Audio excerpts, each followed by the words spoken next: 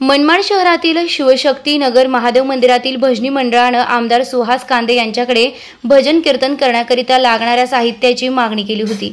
त्या अनुषंगानं मागणीची दखल घेत आमदार सुहास कांदे यांनी भजनी मंडळाला लागणारं साहित्य देण्यात आलं।